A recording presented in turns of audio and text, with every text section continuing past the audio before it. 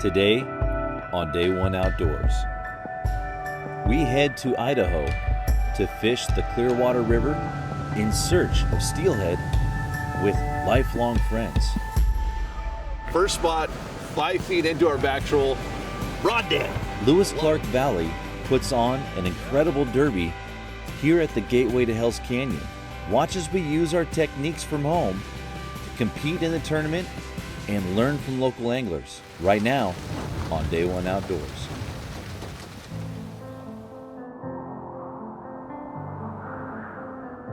The forecast, showers and thunderstorms today with strong southwesterly winds to 37 miles per hour. It's a numbers game, especially for the situation that we're in. We're coming off of a high water event here 48 hours ago. The outdoors is not a hobby. It's not our passion. It is our way of life. We make the perfect cast, slow our breathing to execute a perfect shot, spend hours researching locations and techniques. Regardless of effort, we fail.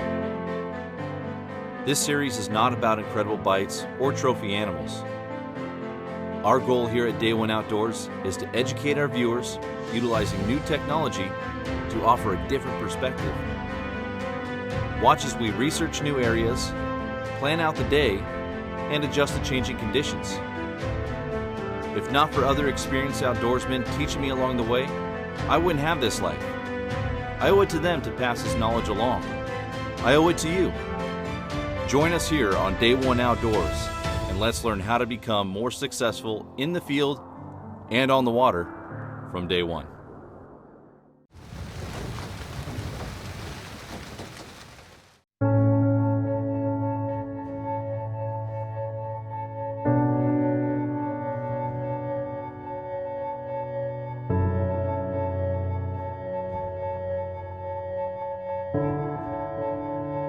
We finally made it out here to the Clearwater, and it is typical fishing conditions for out here in Idaho. It is well below freezing, and we have no clue what we're doing out here. Our plan yesterday, when we got done talking about our decision and where we're going to start, we decided to come as far upstream as we could. The guys are getting the boat in the water right now. Our plan is to just start up high, work our way downstream until we find a pot of fish. Once we start finding fish, we're going to sit on them. Now, with it being this cold right now, seeing this faster water right here, the fish are probably not going to be sitting in that. We're going to be looking for soft seams towards the tail out, the deeper part of the holes. We're going to stay away from the faster water up near the heads of the holes and in the riffles. But it's going to be a guessing game. We brought the kitchen sink with us, about 5 or 6 different techniques. Keep on trying different things until something works. We know by looking at the synopsis we can run upriver a little ways here, but we need to find some warmer water. I mean, I know it's still coming up, but it says it's 35. Actually, it leveled out, starting to drop again. So 35.5 is what about a temperature right now, looks like. That's cold. We need to find a spot where these fish are going to be a little bit more active, which means slower water. Because deeper water. It's a good call. Smaller particle on the bottom. So, you know, big boulders are going to be colder than smaller particles like sand or small river rock. And I'm actually looking at Google Earth here right now. I'm looking at Dorshak Reservoir. Reservoirs, water's not moving, water tends to be a bit warmer. There's an outlet flow coming out of it right there upstream, maybe about 3 or 4 holes. Yep. We head up, I'm hoping, it's kind of a gamble, but I'm hoping that there's gonna be some warm water coming out of that reservoir. And if that's the case, then we might be able to sit there and whack a couple fish here before the sun comes out and warms up this water. 'Cause this is insane, this is cold. It's cold, so but the fish still bite, so but I think that's a good idea. So Ryan, we noticed it seemed like we came here to the left side of the river. We're still down below that reservoir entrance, but the water's come up almost 3.5 degrees already. It's still coming up. Yeah, it's still coming up. So that's a pretty telltale sign that there's a lot of warmer water coming out on the left side of the river. So we're gonna run up a little ways and find that. That cuts the river in half for us. I'd say we fish the left side. We're not fishing the right now. No, a little cold for that.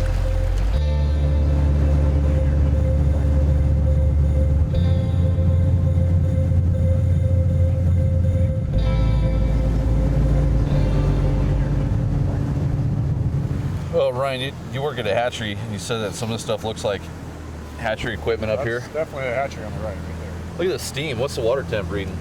42? 41.6. Yeah, Wow. yeah, this. This is where you want to be this early in the morning. So even though, Brandon, you made the point that they might be coming up the other side, we gotta fish this. There's nobody here, and we see the steam coming off the water. It's almost, The regs say we can fish below the bridge there at the hatchery. yeah, we're talking almost a 10-degree difference. I mean, it's 6-8 degrees. That's huge. What technique are we gonna use? Start with. You know me. I want plugs. Seeing big boulders over here on river left. I'm seeing smaller rock on river right. We got the warm water coming in from the left side. You guys know me. I want to pull plugs. I want to get right at the top and start chewing up this dirt and see if we can find an active fish, and then start switching it up. You're the boss. I'm not the boss. He's running the boat. You know, I don't know. Something just doesn't seem right. I mean, you know, you'd think you'd see a couple boats around here. This is obviously the warmest water in the entire river. Why is there not another boat in sight? There were a half dozen trailers at the ramp. Everybody's downriver. I mean, shoot, Where's the synopsis? I can read it again. Yeah, the synopsis said below the bridge. We're below the bridge. All right. We got to pay attention to the other anglers and trying to figure out what they're doing, where they're fishing. As we were running up, a lot of guys are back trolling, fishing the tail outs, the slower water. That all made sense, but I mean, like you said, this doesn't make sense. There should be boats here. Fishing is prohibited between posted boundaries about 100 yards upstream and downstream from the Nez Pierce Tribal Hatchery Ladder, extending into the river channel about 50 yards. Dude, there's nobody here, so we're starting to think maybe this isn't legit. All right, we're gonna give it a shot. Oh, you're right. The river. All right, thanks, man. Okay, so All right, bye. I think this looks He says this is actually a very popular bank spot, and he said if there's no bankies here, have at it. So guys, put them out. It's kind of cheating because we got some inside intel, but he said that he had a double already this morning, landed one, both on diver and shrimp. Okay. Well, we better rig some stuff up now. Well, I don't think we need to run bait. I say we just pull plugs through here, and if that doesn't work, then we bobber dog it with eggs. Okay. This would be winter steelhead. Yep. Color I would use back home water, so we'll try it out here and see if something grabs it. Okay. Then you guys running 3.5s. I'm gonna run a 3.0. You will be on the inside. I'm gonna be on the inside rod. As we read the synopsis last night, and we talked to other people, of course, this is a barbless hook fishery for both kings and steelhead. So we're going to pinch our barbs on since we've been fishing over on the in Oregon in certain rivers that are okay to have barbs. We picked out our plugs that each of us are going to use. Now I'm fishing the inside seam over here on this side of the boat. So I'm running a little bit smaller plug, smaller profile. Again, even though the water came up to 40 degrees, 42 even, having a smaller profile might be the ticket to get these fish to bite. So I'm going to run this little guy, this little Meglet 3.0, give him a shot, start out. Sun's coming out, clear water, that metallic should shine really well, and we're gonna put some gel scent on. I'm gonna run a color I would run home, back on the other side of the state there, and so I'm gonna put shrimp scent on mine. We just picked out all of our scents. Ryan's got his going on his plug setup. He's running the old standby, what we like to use back on our side of the hills. And you know, pink is always a great steelhead color, but I always like to add a little bit of scent to them too, and sometimes we'll add a little piece of sand shrimp tail or a little piece of prawn tail to the belly hook. On these smaller plugs, that typically won't work. So having a good gel scent will help out a lot, and the gel scents will actually stick on the plug and make them stay on there while your lure is down in the pocket working a lot longer. So when you put it on, try not to put it on the bill. That is where the water's pressing against the lip of the plug and giving it its action. So when you put your gel scent on, you're going to put it on the belly of the lure, and that scent will permeate back in through the water column right in behind it. So again, put the gel scent on the belly of your plug so it doesn't affect the action of the lure. So the scent I'm going to put on here right now is squid, and that's a scent that we typically think people use mostly for sturgeon fishing. But for the most part, actually steelhead, their diet out in the ocean is 40 to 60% squid and mackerel. So squid is a great scent to use even for steelhead. Now we are several hundred miles away from the ocean, long ways away from this food source, but hey, I'm gonna try it, see if we can remind them what they used to like to eat out there. So I'm gonna go ahead and put it on right now. Fishfield is your one-stop shop online for the gear you need here in the Pacific Northwest and beyond. From salmon and steelhead, saltwater, trout and kokanee, even crabbing. Visit fishfield.com today to place an order with no sales tax and have the gear you need shipped fast. Fishfield.com, we have what the Northwest outdoorsman needs. Every once in a while, a new lure comes along that catches every angler's attention. It could be because of all the irresistible colors and finishes, or the patented skip beat action. Or maybe it's the wide variety of sizes designed for salmon, trout, walleye, steelhead, mackinaw, and more. But just for the record, we know one thing for certain. We didn't design the maglip to catch fishermen. Yakima Bait Company. So we just got our lines out there beyond the boat. Brandon is running his as a stinger a little bit further behind Ryan and I. Typically what you like to do is have your plugs even so that you push the fish back. Well, in this cold of water, it's really not going to matter. So we're kind of staggering them throughout. Brandon has a darker color plug, a little bit subtler presentation going back there. We're just about ready to get the rods and the rod holders and start back trolling through here. And what I want to do is make sure that my drag is set properly. So what we got for our setup right now, this is the perfect Steelhead plug rod, really nice light in the tip. Gets that plug action. What you don't want is a stiffer rod for running a plug. If you do, it actually kills the action of the lure. So that's what we're running for our rod setup. For our reels, we're using a line counter reel, which is really important, so that way we know our spacing for each line behind the boat. For our line, we're using Maxima Braid 8. This is a great super line that's on the market right now, and this is 40 pound, which sounds like it's a bit overkill, but there are a lot of big steelhead out here, so having this power line is going to be important if we do end up hooking up into a bigger fish. But what's nice about this line is that it's really thin diameter, so it's not going to be grabbing a lot of water and affecting the action of our lure. But because we're using braided line with a softer rod, we need to make sure we get our drag set properly. If it's too tight, the rod is just going to buckle down and the hooks are going to pull right out of the fish's mouth. If it's too loose, we're not going to get the hooks in the fish's mouth.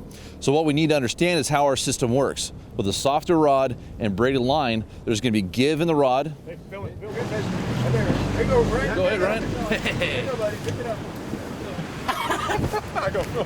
Hey, Dr. Death, same setup that we use back home. Do that at home. Just lay it on it. Go. First spot, 5 feet into our back troll, rod down. I love it. Yeah. Hold the boat over to the shoreline so we can take this fish out of the area where there's other fish at, so hopefully it doesn't spook the other fish in the river. Oh, we say this all the time, but guess what? It's just a steelhead. Steelhead here is a steelhead there.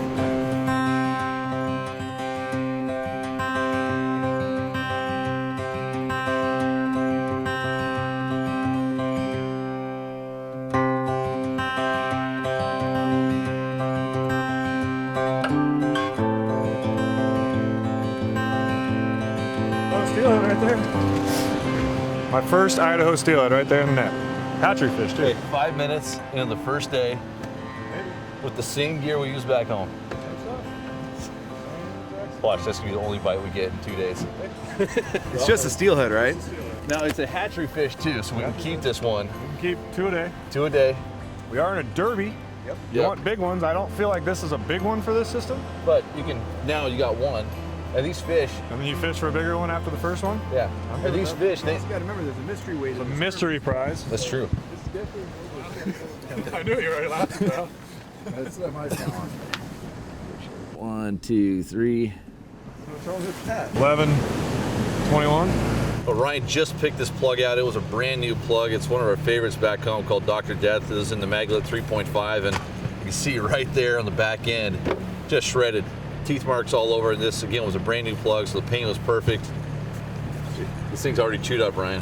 Ryan, you just got your first fish, and we're gonna go ahead and tag it, but what I noticed is that the Idaho tags are a lot different than what we have in Oregon and Washington. We actually are gonna notch this tag, so let's talk about this real quick. How does this work? Well, it looks like right here they have notch for if it's a fish. It says even bird on here. But Yep. it's like if you notch it out for each fish, you can take your knife there, Gerber knife, we'll cut out a notch. Yep. And you have month and day, fill it out for today, and then the location code, which we have a catch card here. Yep, and it looks like we are location 3, so let me get the knife out here real quick. There you go, and then I'll trade you. I'll take the knife, and here's the pen, write down the date. Good work. All legal then? 5 minutes in, first fish in the box. I get my rod back out there. Yep. All right, here's our first steelhead of the day.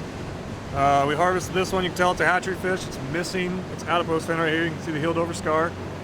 It's a hen, so we're gonna get some eggs inside of this one. She definitely has got a little color on her. She's been in the river for, could be up to 6 months. These fish come down through the Columbia River all the way up the Snake and then into the Clearwater here. Like I said, this fish could have came in April. Who knows, could have came in a month ago. She's definitely been in the water a little while though. So I'm gonna put it in the box here. We get the blood out of it, make the meat taste better. There's also eggs that we're gonna use for bait later. That'll get the blood of the eggs so we can cure them up and use them for bait later on and try to catch another fish. This is just a monstrosity, and I have no clue if it's gonna work, so we'll wait till it gets bit before I get too in depth, but I'm making a steelhead cocktail.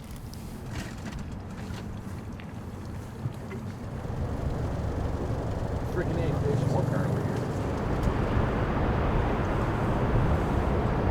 We just made our first pass through here with the plugs, and Ryan got one, which is a great start to our day. But what we're noticing is that the current really slows down back here, but we still have great depth. So we're gonna switch up our techniques and try some eggs. We got 3 different gears we're gonna put out there, see which one the fish want, and then try and fine tune our pattern.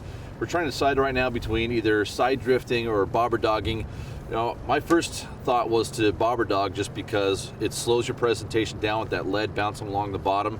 But Brandon made a great point. The water temp's 45 degrees here because of that outflow pipe. We can use pretty much any technique we want because of that warmer water. So I think we're just gonna probably either side drift or bobber dog here. We'll figure it out. Ultimately, we're gonna end up doing both and see which presentation the fish like. We found the location where the fish are. We've seen them roll and we got one. Next, we're trying to dial in our presentation, and then we got 3 different gears to figure out the bait, color, and scent that the fish want. So we're close to getting our pattern.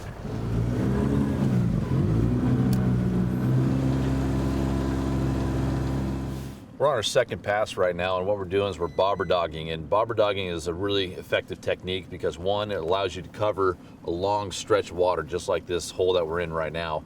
2, it also, you can tell exactly where each line is. We're fishing 3 lines right now, and we can see what part of the hole each presentation is going through. So right now my line's actually sitting right on top of the middle one, Ryan, so I'm gonna bring it in about 5-10 feet, separate us out to make sure that we're fishing different sections of the water here.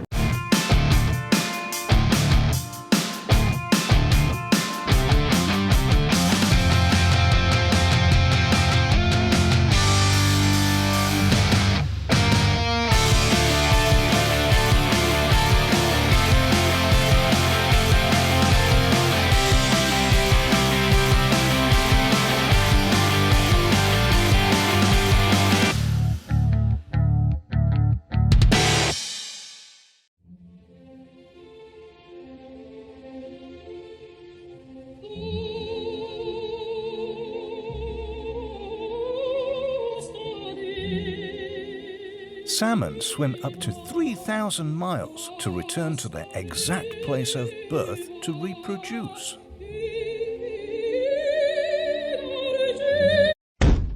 Well, most of the time.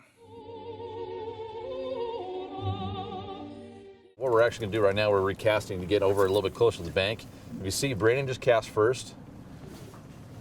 Now Ryan's gonna cast.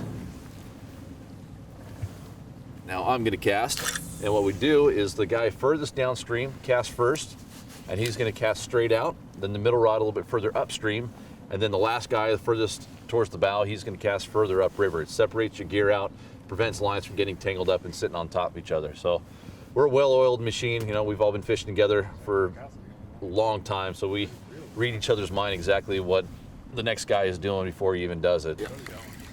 Nope, bottom. Felt the rock. Ryan's under. That looked like catfish. Oh, jeez. First of all, they don't bite that hard. We just kind of moved out of this hole here a little bit. I'm just going to kind of fish a little bit faster water. We got a lot of sun on the water now. And personally, myself, back at home, I love fishing a little bit of current. That slow water stuff, yeah, that's where a lot of the fish are at. It's just hard for me to do it for long periods of time.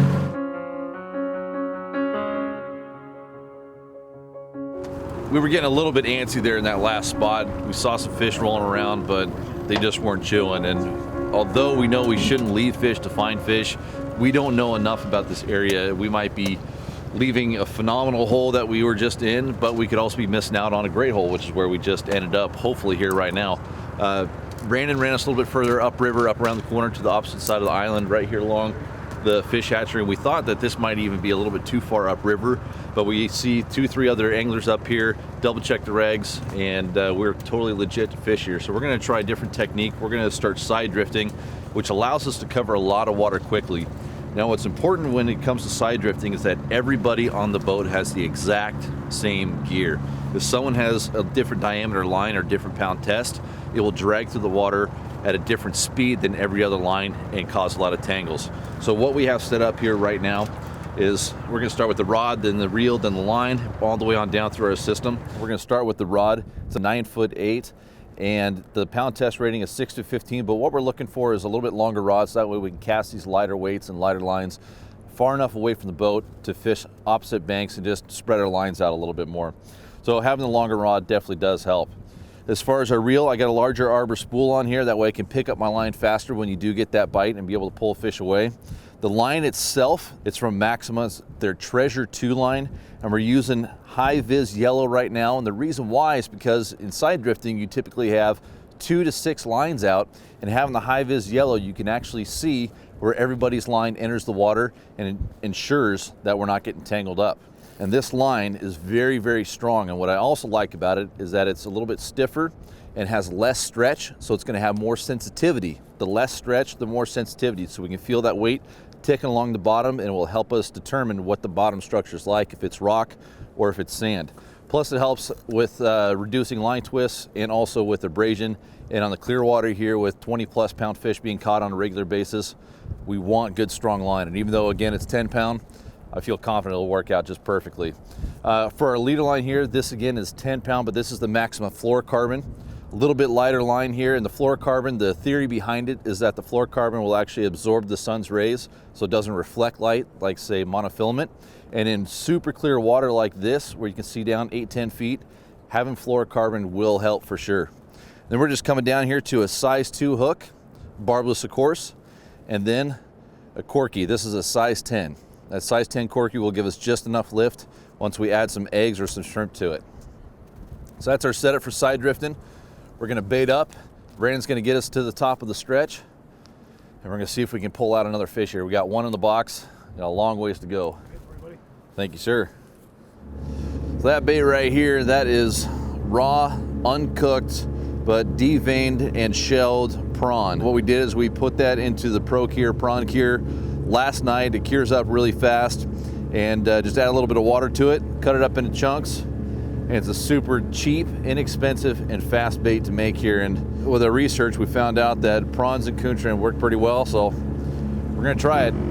Other two guys are running eggs. I'm gonna throw in a little prawn tail. Those two guys in the bank left in the hole we were just in. Pulling and running.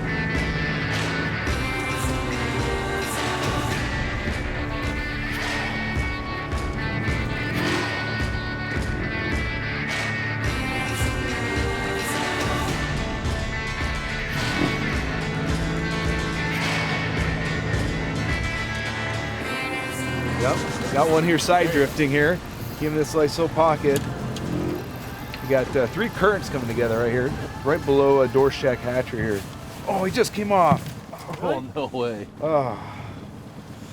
You suck. Well, we got hooked one up side drifting, did lose it. Did come to a yarny with some egg on it.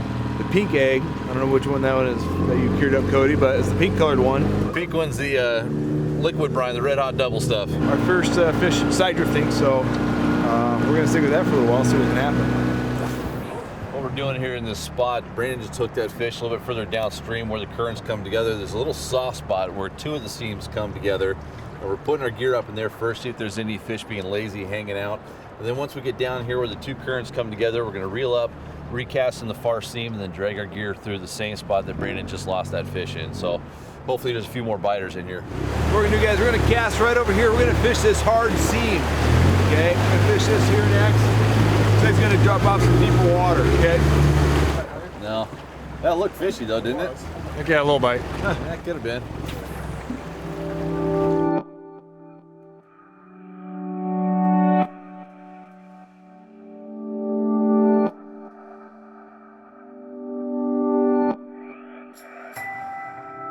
After covering at least about 2 river miles, just side drifting and fishing bobbers downstream, we decided to run back up, and for the first time we've actually run into Adam here. And of course, as soon as we come up into the hole, we see him landing a fish. He has the net handle out, and looks like they're looking at it in the bottom of the boat right now. So that tells us everything that we need to know. There's fish up here, and boy, the number of boats up in this spot that we fished earlier today has at least doubled. There's 4 or 5 boats up in here now. So these guys are obviously locals. They know something we don't. So we're gonna kind of putt around, just kind of watch what the other boats are doing, what type of techniques they're utilizing, try and learn from that, stay out of their way, and see if we can't put a couple fish in the boat here, because it's been a struggle all day long with just the one fish, and we're gonna try and get one or two more here. Snagalicious.